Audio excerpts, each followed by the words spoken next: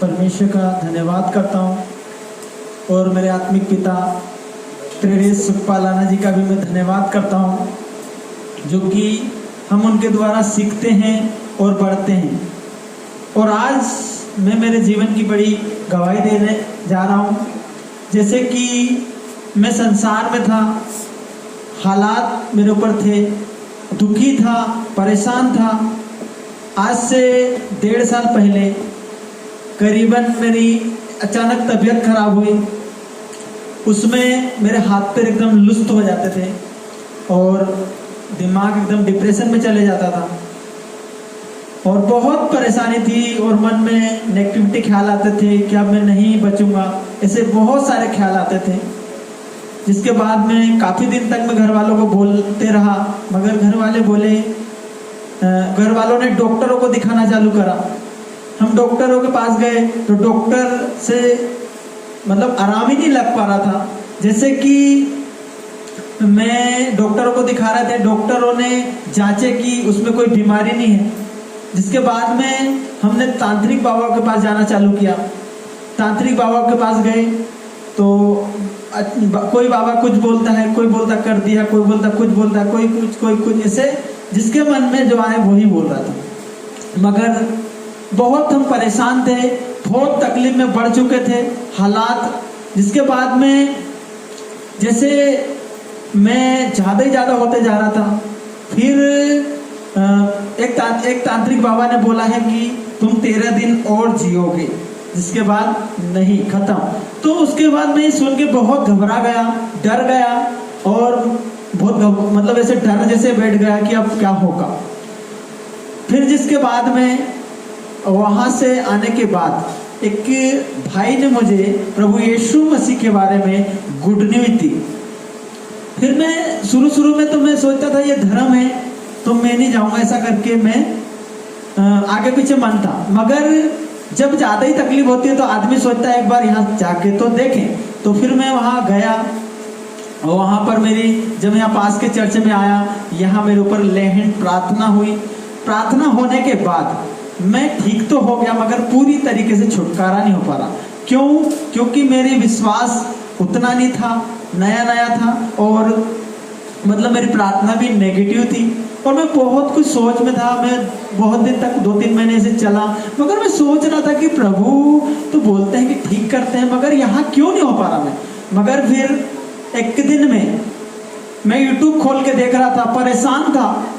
फिर मैं यूट्यूब खोल के देख रहा था तो मुझे सुखपाल राणा मिनिस्ट्री का वीडियो सामने आया। तो वहाँ पर बड़े बड़े काम हो रहे, चमत्कार हो रहे।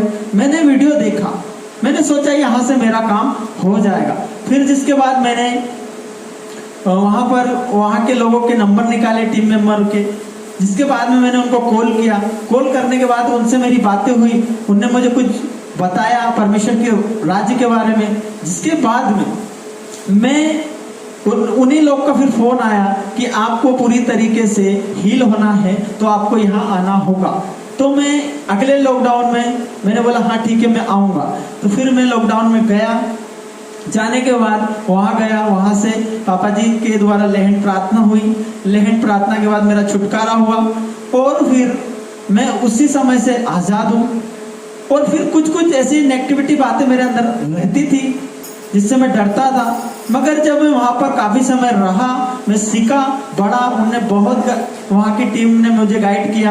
गाइड करने के बाद बताया कि परमेश्वर का राज्य है क्या, मतलब सच्चाई पूरी तरीके से मेरे सामने आई। फिर मेरी बीमारी जाती गई और मैं रोज दिन पे दिन हील होता रहा। मतलब जैसे दिन आते वैसे मैं ज़्यादा जो वचन सुनने लगा तो मेरी बीमारी जाती रही। तो मैं पहले जब संसार में था तो शराब भी पी लेता था, गुटखा भी खाता था, गाली भी मार देता था, झूठ भी बोल देता था, लड़ाई भी कर लेता था।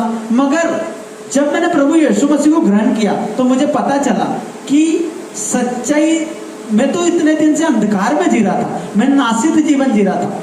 मैंने प्रभु यीशु मसीह को ग्रहण किया। ग्रहण करने के बाद मुझे पता चला कि मैं तो अब जो प्रभु यीशु मसीह में मेरा नया जन्म हुआ है।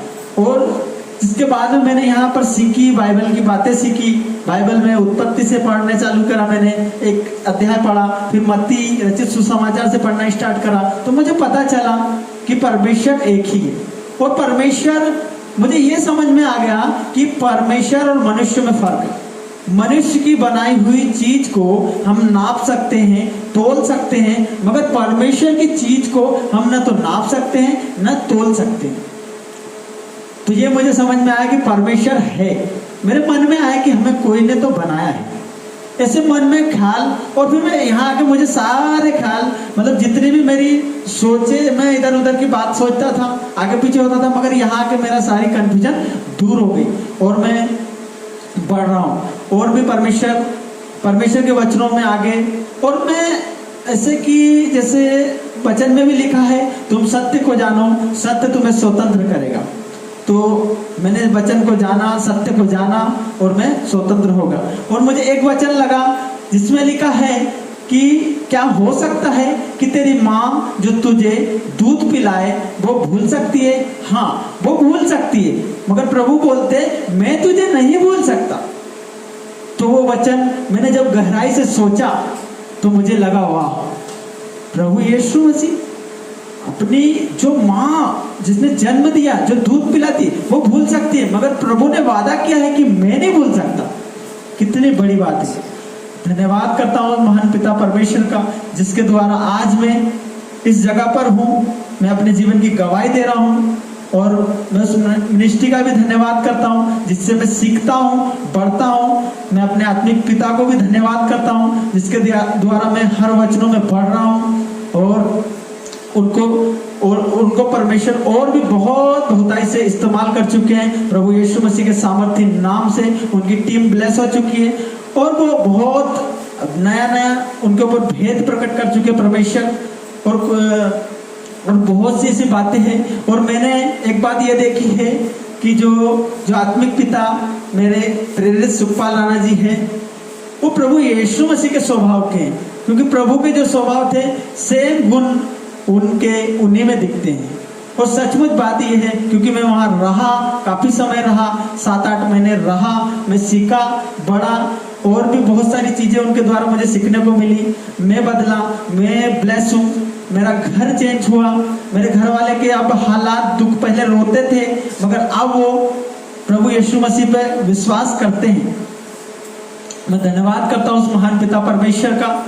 और मेरे जीवन में बहुत बड़ी गवाही है और मैं सभी भाई बहनों से निवेदन करता हूँ कि इस गवाही को देखें और ब्लेस करें प्रभु यीशु मसीह। हर एक भाई बहनों को मेरा प्रभु ब्लेस करेगा। इस गवाही को देख के आप ब्लेस होंगे, मैं ऐसा विश्वास करता हूँ प्रभु यीशु मसीह के सामर्थ्य नाम से।